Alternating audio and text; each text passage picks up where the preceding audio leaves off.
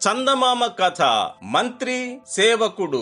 పూర్వం ఒక రాజుగారి కొలువులో పేరన్న అనే సేవకుడు ఉండేవాడు. పేరన్నకు నెల జీతం 1 వరహ, మంత్రికి 200 వరహాలు. నెల నెల 200 వరహాలు రాజుగారు ఖజానాలోంచి తెప్పించి మంత్రి చేతుల్లో పోస్తుంటే దగ్గరే ఉండి చూస్తున్న పేరన్నకి బాధగా ఉండేది. రోజు 24 గంటలు తాను రాజుగారికి అడ్డమైన చాకరీ చేస్తూ ఉంటే తనకి 1 వరహ అయినా వచ్చేది. 1-2 గంటలో ఉండి ఆ కాగితం ఈ కాగితం చూసి చూడనట్టు తిరగేసి రాజుగారితో కాసేపు మంత్రాలాడి చక్కా వెళ్లే మంత్రికి 200 వరహాల.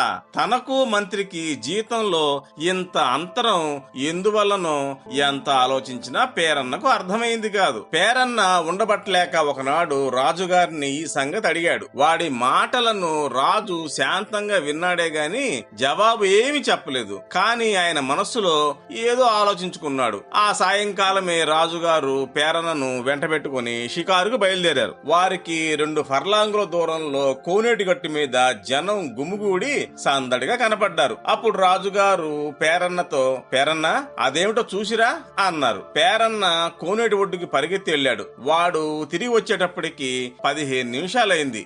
ఏమిటి పేరన్న విశేషం అని అడిగారు రాజుగారు. పగటి వేషగాళ్ళంటండి, జనం వాళ్ళ చుట్టూ మూగి వాళ్ళ కబుర్లు వింటున్నారు అని చెప్పాడు పేరన్న.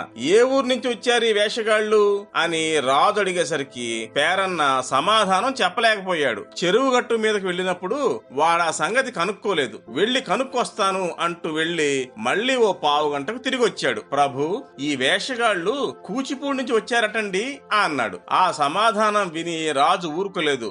ఓహో, కూచిపూడి భాగవతులా వచ్చిన వాళ్ళు, అయితే దివాణంలోకి రప్పించాలే. సరేగాని పేరన్నా, వీళ్ళు మన ఊళ్ళో ఎంతకాలం ఉంటారో అని అడిగారు రాజుగారు. కాని ఆ సంగతి పేరన్నకేం తెలుసు?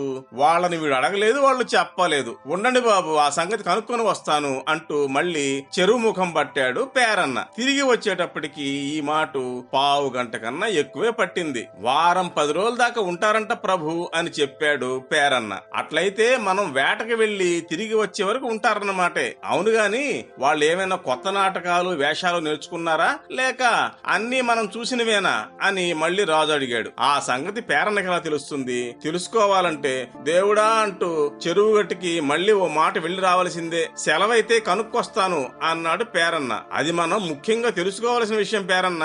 ఏమంటే వీళ్ళు కొత్త విద్యలేవి నేర్చుకుని ఉండకపోతే వీళ్ళని దివాణంలోకి పిలిపించనే అక్కర్లేదు అన్నాడు రాజుగారు. చిత్తం, వెళ్లి వస్తానండి అట్లయితే అంటూ వెళ్ళాడు పేరన్న. పేరన్న వెళ్లి వచ్చేటప్పటికి మళ్లీ అరగంట సేపు పట్టింది. 4 మాటలు వెళ్లి రావడంతో మొత్తం గంటకు పైగానే కాలం ఏమైంది. ప్రతి మాటు 2 ఫర్లాంగులు వెళ్లి రావడం, మొత్తం మీద 2 మైళ్లు పరిగెత్తేటప్పటికి పేరన్నకి చెమట పట్టి ఆయాసం కూడా వచ్చింది. రొప్పుతూ రోస్తూ తిరిగి వచ్చిన పేరన్న, ప్రభు, కొత్త నాటకాలు కొత్త వేషాలు ఎన్నో నేర్చారటండి అన్నాడు. ఇంకనే, అట్లయితే నాటకాలు వేషాలు తప్పకుండా వేయిద్దాం. మరైతే ఈ సంగతి వాళ్ళకి చెప్పావా అని తిరిగి ప్రశ్నించారు రాజుగారు. ఏ సంగతి బాబయ్యా అన్నాడు పేరన్న.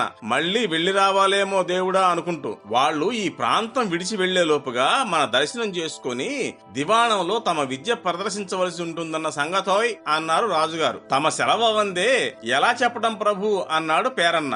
ఇప్పటికైనా మించిపోయిందేం లేదులే, ఇప్పటికైనా పోయి చెప్పి రావచ్చు అన్నారు రాజుగారు. రాజుగారు తనని మళ్లీ చెరువు గట్టికి పంపిస్తున్నారంటంతోనే పేరన్నకి ప్రాణం విసిగిపోయింది. ఇదేమిటి ఈ రోజున రాజుగారు ఇలా వేపుకు తింటున్నారు? ఇదివరకు ఎన్నడూ నాకు ఇలాంటి తికమకలు లేవే. విసినికర్ర పుచ్చుకుని విసరడం, బట్టలు ఉతికి ఆరవేసి మడతలు పెట్టడం, ఇలాంటి పనులెన్నో చేస్తున్నాను గాని ఎన్నడూ ఇంత శ్రమ పడలేదు. ఒక్క పనికి ఇన్ని మాటలు తిప్పటమా అనిపించింది పేరన్నకి. మరో 2 నిమిషాలకి మంత్రి అక్కడికి వచ్చాడు. రాజుగారు మంత్రికి చెరువు గట్టు మీద ఉన్న జనం గుంపును చూపించి సంగతేమిటో కనుక్కురమ్మని పంపించారు. మరి కాసేపటికి మంత్రి చెరువు గట్టు నుంచి తిరిగి వచ్చి, ప్రభు, కూచిపూడి నుంచి భాగవతులు వచ్చారు. వారు చెబుతూ ఉన్న హాస్యపు మాటలు వింటూ జనమంతా పోగయ్యారు. ప్రభు, ఈ భాగవతులు మన గ్రామంలో 10 రోజుల వరకు ఉంటారట.